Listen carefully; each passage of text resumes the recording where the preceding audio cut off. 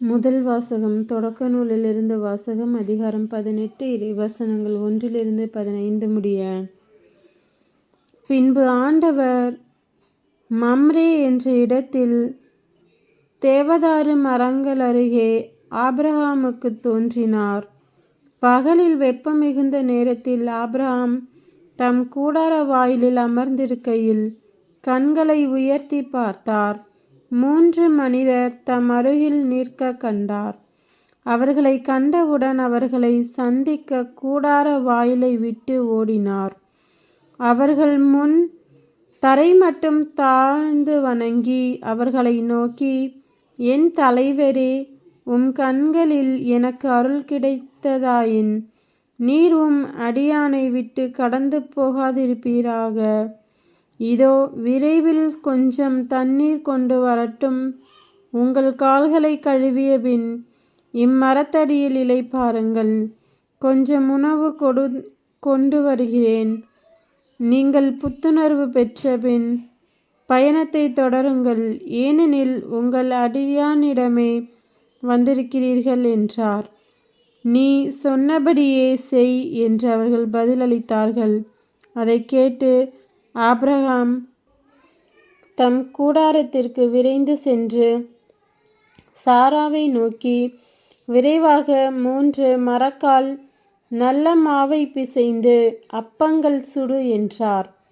Abraham மட்டும் மந்தைக்கு ஓடிச் சென்று ஒரு நல்ல இளங்கன்றை கொணர்ந்து வேலைக்காரனிடம் கொடுக்க அவன் அதனை விரைவில் சமைத்தான்.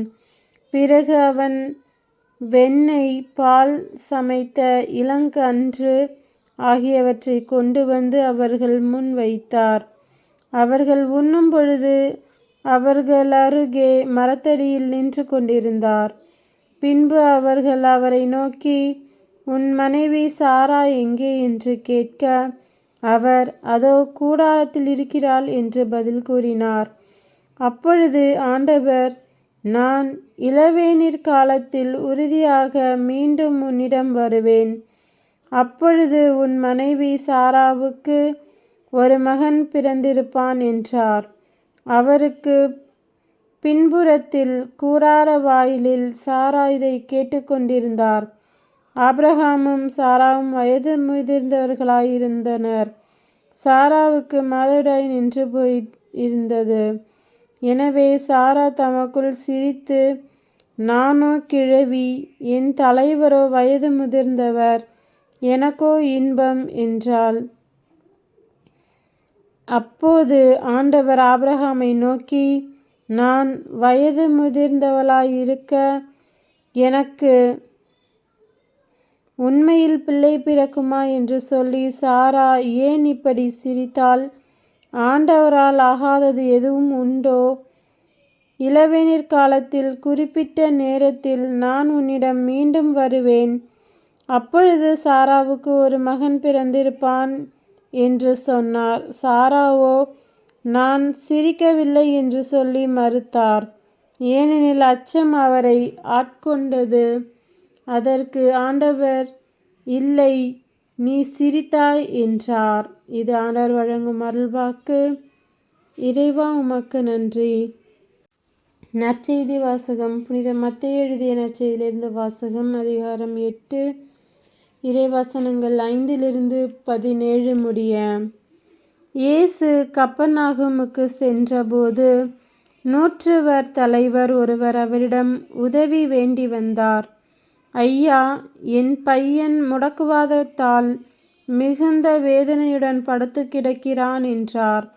இயேசு அவரிடம், நான் வந்து அவனை குணமாக்குவேன் என்றார். நூற்றுவர் தலைவர் மறுமொழியாக, ஐயா, நீர் என் வீட்டிற்குள் அடியெடுத்து வைக்க நான் தகுதியற்றவன். ஆனால் ஒரு வார்த்தை மட்டும் சொல்லும், என் பையன் நலமடைவான். நான் அதிகாரத்துக்கு உட்பட்டவன். என் அதிகாரத்துக்கு உட்பட்ட படைவீரருக்கும் உள்ளனர். நான் அவர்களுள் ஒருவரிடம் செல்க என்றால் அவர் செல்கிறார், வேறு ஒருவரிடம் வருக என்றால் அவர் வருகிறார். என் பணியாளரை பார்த்து இதை செய்க என்றால் அவர் செய்கிறார் என்றார். இதை கேட்டு இயேசு வியந்து தம்மை பின்தொடர்ந்து வந்தவர்களை நோக்கி, உறுதியாக உங்களுக்கு சொல்கிறேன், இஸ்ரேலர் யாரிடமும் இத்தகைய நம்பிக்கையை நான் கண்டதில்லை. கிழக்கிலும் மேற்கிலும் இருந்து பலர் வந்து ஆபிரகாம், ஈசாக்கு, யாக்கோப்பு ஆகியோருடன் விண்ணரசின் பந்தியில் அமர்வர். அரசுக்கு உரியவர்களோ புறம்பாக உள்ள இருளில் தள்ளப்படுவார்கள். அங்கே அழுகையும் அங்கலாய்ப்பும் இருக்கும் என்றார். பின்னர் இயேசு நூற்றுவர் தலைவரை நோக்கி, நீர் போகலாம், நீர் நம்பிய வண்ணமே உமக்கு நிகழும் என்றார். அந்நேரமே பையன் குணமடைந்தான். இயேசு பேதுருவின் வீட்டிற்குள் சென்றபோது பேதுருவின் மாமியார் காய்ச்சலாய் படுத்திருப்பதைக் கண்டார். இயேசு அவரது கையை தொட்டதும் காய்ச்சல் அவரை விட்டு நீங்கிற்று. அவரும் எழுந்து இயேசுவுக்கு பணிவிடை செய்தார். பேய் பிடித்த பலரை மாலை வேளையில் இயேசுவிடம் கொண்டு வந்தனர்.